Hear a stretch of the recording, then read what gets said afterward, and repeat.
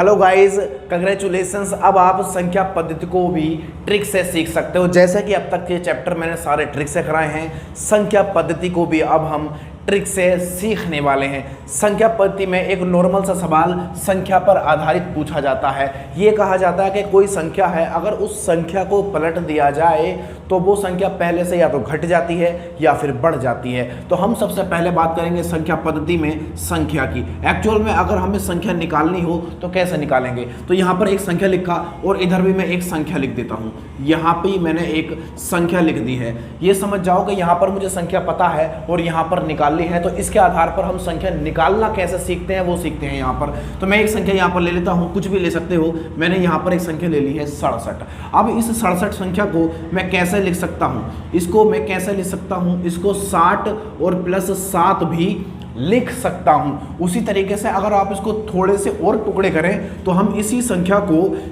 6 गुणा 10 भी लिख सकते हैं और इस वाली संख्या को 7 गुणा 1 भी लिख सकते हैं। अभी भी ये क्या है, 67 ही है। अभी भी ये क्या है भाई, 67 ही है। अब यहाँ पर आना जरा, मुझे ये संख्या नहीं पता यहाँ पर, लेकिन ये वाली जो संख्या है 67 में, इसी संख्या को यहाँ लिखता हूँ। मैंने लिखी यहाँ पर संख्या, मैंने मान ली कि माना कि कोई संख्या है और वो संख्या मैंने मानी है एक्स बाई मानी। अब इस संख्या को इसकी फॉर्म में हम कैसे लिख सकते हैं, तो अगर मुझे ये संख्या लिखनी हो तो यहाँ पर मैं इस संख्या को कैसे लिखूंगा, इस संख्या को मैं ऐसे लिखूंगा, कैसे, 10x और प्लस y।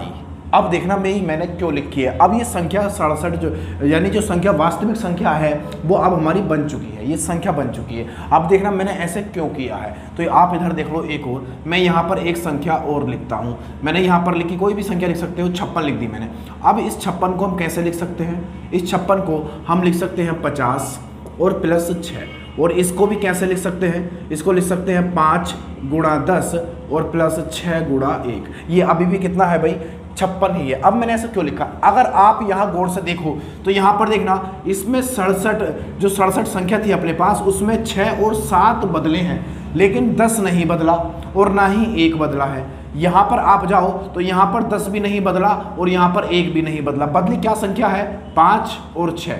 यहाँ पर 5 और 6 ही बदला है। यहाँ पर देखना 6 और 7 और यहाँ पर 5 और 6। यहाँ पर आप देखो तो यहाँ पर चेंज हुए हैं तो सिर्फ 6 और 5, 7 और 6, लेकिन चेंज क्या चीज़ नहीं हुई है, ये चीज़ नहीं हुई है। यानी यहाँ पर भी 10 का 10 है और यहाँ पर भी 10 का 10 है, यहाँ पर 1 है और यहाँ पर भी 1 है। उसी तरीके से आप यहाँ पर जाओ तो चाहे संख्या कोई सी भी हो, कोई सी भी संख्या हो, तो मैंने यहाँ पर जो 5 था या फिर कह सकते हो 6 था, उसकी जगह रखा है मैंने x को, और यहाँ पर जो 7 था और यहाँ पर जो 6 है, इसकी जगह रखा है मैंने y को। इसकी गुणा में 1 है, इसकी गुणा में क्या 1 है और 1 से कोई फर्क नहीं पड़ेगा। y की गुणा 1 से करोगे तो y ही आएगा। तो ये संख्या अब हमारी बन चुकी है। सवाल क्या था, जब संख्याओं को पलट दिया जाए। अब देखना, अगर मैं ये संख्या पलट दूँ तो मैं एक को मिटा देता हूँ इनमें से और इनमें से संख्याओं को हम पलट देते हैं। अगर वो हमसे कहेगा कि संख्याओं को अगर पलट दिया जाए तो मैं इस संख्या को पलटता हूँ। अब यही संख्या है, अब यही संख्या मैंने पलट दी। मैं लिखता हूँ इसको 7 और 6। पहले 6 और 7 थी, अब मैंने कर दी 7 और 6। अब देखना कैसे करेंगे, यहाँ पर इसको पलटेंगे तो कैसे लिखेंगे। अब इस संख्या को जब मैंने पलट दी तो इसको कैसे लिख सकते हैं, इसको लिख सकते हैं हम 70 प्लस 6। लिख दिया 70 प्लस 6। अब इसको और कैसे लिख सकते हैं, इसको लिख सकते हैं 7 गुणा 10 और प्लस 6 गुणा 1, ऐसे लिख सकते हैं। अब आप देखो तो अब भी इसमें 10 चेंज नहीं हुआ है और ना ही यहाँ पर 1 चेंज हुआ है। चेंज क्या हुआ है, 7 और 6। यानी पहले 6 था जहाँ पर, वहाँ पर 7 आ चुका है, और जहाँ पर पहले 7 था वहाँ पर 6 आ चुका है। तो अगर हम ये उल्टनी हो, इसी संख्या को हमें पलटना हो, अब हम इसको करते हैं पलटी हुई संख्या, पलटी हुई संख्या। अब देखना क्या चीज़ चेंज हुई है इसमें, क्या चीज़ चेंज हुई है, संख्या बराबर क्या चीज़ चेंज हुई है इसमें, यहाँ पर 7, जहाँ पर पहले 6 था वहाँ पर 7 आ चुका है और जहाँ पर 7 था वहाँ पर 6। तो इसको लिखेंगे, यानी कि 10 और 1 अभी भी अपने स्थान पर ही हैं। तो हम इसको भी ऐसे करेंगे, इसको करेंगे 10 अपनी जगह रखेंगे, जहाँ पर x था वहाँ पर y कर देंगे, जहाँ पर y था वहाँ पर x कर देंगे। तो ये कर देंगे हम y और प्लस यहाँ पर कर देंगे क्या, x। बस ये पलटी हुई संख्या आ चुकी है। ये क्या आ गई, पलटी हुई संख्या। यानी कि ये हमारी अब पलटी हुई या उल्टी हुई, जैसे भी कह सकते हो, जैसे सवाल में कहा जाएगा। तो ये हमारी क्या है, पलटी हुई संख्या आ चुकी है। ये बात आप संख्या बनाना सीख चुके हो, ये संख्या ऐसे बनाई जाती है, ये हम संख्या बनाना सीख चुके हैं। अगली बात देखना क्या है जो मैं यहाँ पर सिखाने वाला हूँ। यहाँ पर अगर हम संख्या की बात करें तो हर तरह की संख्याएं होती हैं, सम संख्या भी होती हैं, विषम संख्या भी होती हैं, भाज्य भी होती हैं, अभाज्य भी होती है, सब आप जानते हो, है ना। अगर यहाँ पर सम संख्या की बात करी जाए तो संख्याएं क्या होती हैं, 2, 4, 6, 8, 10। आपके लिए सब चीज़ें नॉर्मल है, मुझे पता है। तो यहाँ पर देखना विषम, फिर भी एक बार यहाँ पर मैं लिख देता हूँ, है ना। तो यहाँ पर विषम क्या है, 1, 3, 5, 7, 9 और कितना 11, 13, आगे डॉट डॉट चलती रहेंगी। ये क्या है, विषम संख्या है।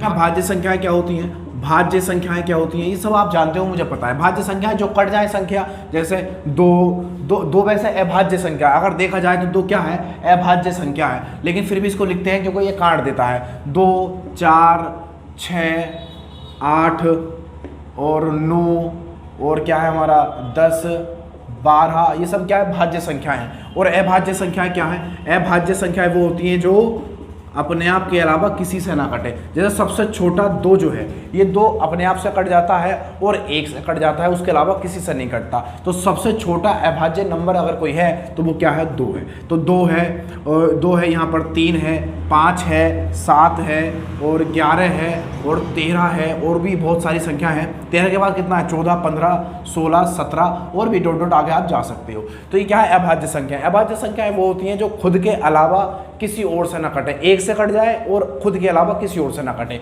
तो वो हमारी अभाज्य संख्याएं। एक होती है हमारी प्राकृतिक संख्याएं।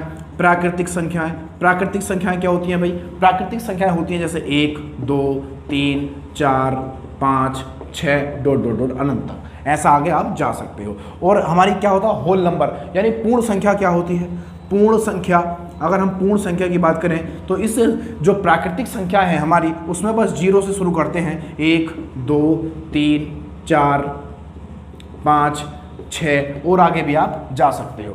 ये हमारी क्या है, पूर्ण संख्या है। ये सब चीज़ें मुझे पता है बढ़िया से कि आप इसको जानते होंगे, है ना। अब ऐसी संख्याओं के बारे में बात कर लेते हैं जब हमसे मानी जाती हैं संख्याएं, कि जैसे वो हमसे कहेगा कि 4 प्राकृतिक संख्याओं का योग या 4 सम प्राकृतिक संख्याओं का योग या 4, 3, 5 कितनी भी हो सकती हैं कि 3 क्रमिक संख्याओं का योग, जब हमसे वो कहेगा, यहाँ पर लेते हैं हम क्रमिक संख्याएं, क्रमिक संख्याएं। हालांकि इन सब की मैं आपको ट्रिक बताऊंगा, चिंता मत कीजिए, मैं सब की ट्रिक बताऊंगा, लेकिन बेसिक जानना भी जरूरी होता है थोड़ा सा। तो यहाँ पर कॉन्सेप्ट चल रहा है संख्या पद्धति का, इसलिए सब चीज़ें मैं बेसिक करा रहा हूँ। तो यहाँ पर देखना, क्रमिक संख्याएं क्या मानेंगे, x plus 1, x plus 2, x plus 3, x plus 4, आप ऐसे मानते हुए चले जाओगे आगे तक। ये कहाँ तक है पता नहीं, क्योंकि जब हमसे कहेगा कि 4 क्रमिक संख्याएं, 5 क्रमिक संख्याएं, 6 क्रमिक संख्याएं, अब क्रमिक का मतलब ये नहीं है कि आप 1 से ही शुरू करोगे।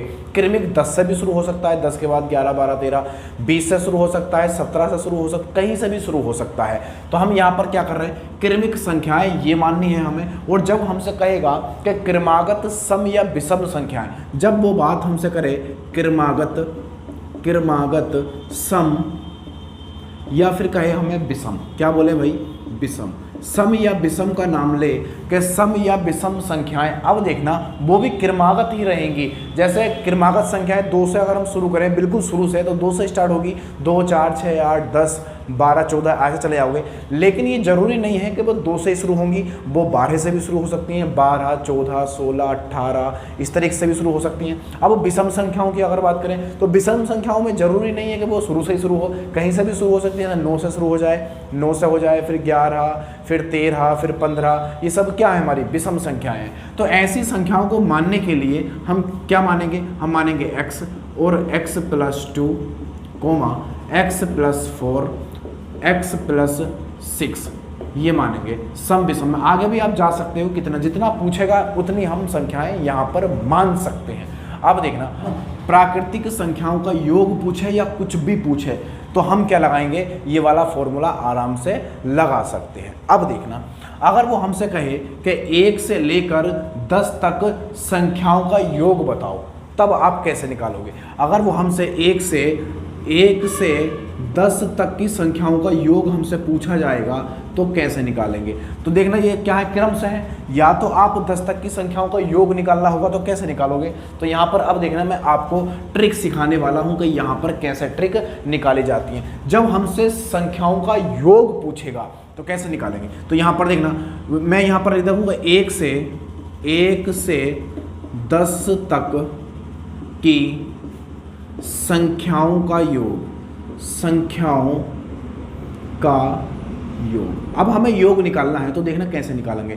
1 से 10 तक का पूछा है ना, तो इनको कैसे लिख सकते हैं। हालांकि एक बार सवाल में पूरा क्लियर कर देता हूँ। 1 2 3 4 5 6 7 8 9 और 10 ये हमारे पास संख्या है। अब इन संख्याओं को मैंने लिख ली हैं, तो अब लिखने के बाद इसका योग हमें बताना है। तो कैसे बताएंगे, देखो इसको या तो आप ऐसे कर सकते हो, कैसे 1 और 2 3, 3 और 3 6 4 10 5 15, 15 और 6 21 ऐसे जोड़ोगे, है ना। तो ये लंबा तरीका है क्योंकि अभी तक तो सिर्फ 10 की पूछी है। अगर ज़्यादा की पूछेगा तब हम ऐसा नहीं कर पाएंगे। तो यहाँ पर देखना मैंने यहाँ पर संख्याएं लिखी 1 से 10 तक। तो देखना इसका योग निकालने के लिए क्या है, अपने पास एक ट्रिक है।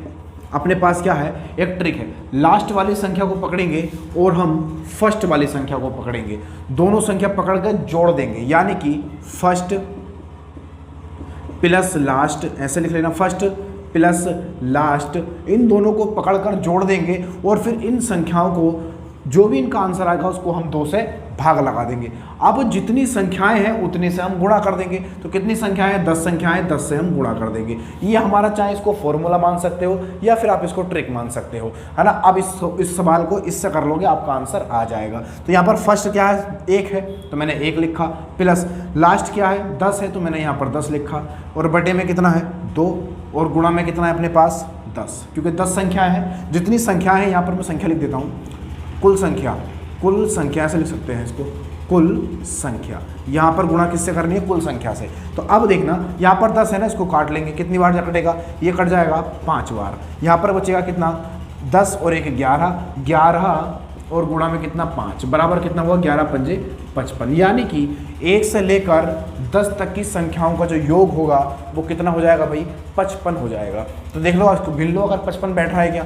1 और 2 कितना हुआ 3, 3 और 3 6, 6 4 10, 10 5 15, 15 और 6 कितना हुआ 21, 21 और 7 कितना हुआ 28, 28 और 8 कितना हुआ भाई, ये हो जाएगा 36, 36 और 9 कितना होगा 45, 45 और 10 कितना हुआ 55, कितना हुआ भाई 55। ये अपनी क्या है, ट्रिक है। देखो अगर हमने इन संख्याओं को जोड़ा तो कितना आया भाई, यहाँ पर 55 आया है, और हमने जो ट्रिक से किया था उसका आंसर भी कितना था, 55 ही था। उसका आंसर भी 55 ही था और यहाँ पर भी आंसर 55 ही है। अब जो मैं आपको सवाल कराने वाला हूं अगली वाली वीडियो में, वो सब के सब आपको मैं ट्रिक से बताऊंगा। बहुत सारी चीज़ें इसमें यहाँ पर मैंने नहीं कराई हैं। उसकी वजह यह है कि अगर मैं यहाँ पर सब चीज़ें कराऊंगा तो वीडियो बहुत लंबा हो जाएगा। इस वजह से मैंने सिर्फ इतना ही इसमें रखा है, और जैसे जैसे हम सवालों पर आगे बढ़ेंगे वैसे वैसे मैं आपको ट्रिक और बेसिक दोनों चीज़ें इसकी सिखाऊंगा, और इतना ताबड़तोड़ तरीके से आपको संख्या पद्धति सिखा दूंगा कि आपको फिर पढ़ने की दोबारा ज़रूरत नहीं पड़ेगी। वीडियो और ट्रिक आपको पसंद आई है और आप लगातार वीडियो को ऐसे ही सीखना चाहते हो, मैथ को सीखना चाहते हो, बढ़िया से कॉन्सेप्ट को सीखना चाहते हो, तो इस चैनल को तुरंत सब्सक्राइब कर लेना। चाहे आपको ये वीडियो किसी के माध्यम से मिला हो या फिर यूट्यूब ने आपको दिया हो, तो तुरंत इसको क्या करना है भाई, सब्सक्राइब कर लेना है और वीडियो में एक लाइक दबा देना है। मिलते हैं आपको नेक्स्ट वीडियो में। जय हिंद।